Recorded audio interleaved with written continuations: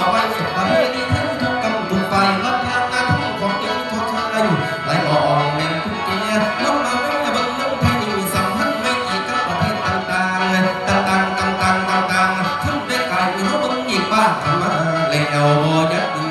ตอนที่เป็นอีสานยังคงวันมาเที่ยวกันมานี้ผมเองแล้วก็เป็นคนไทยอยู่ภาคไหนก็ไทยสามัคคีอีสานเรามีของดีบุญบาจำที่ชมวัฒนธรรม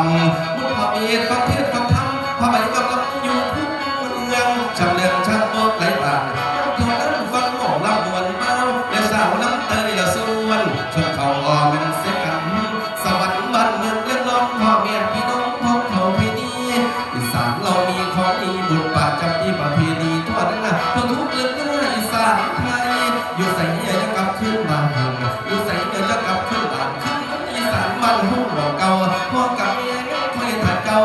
เวลาให้เต้ามานั่นนาล้วนนายสารพัดนาเราเดินจะเพื่ออย่าลืมขึ้นบ้าน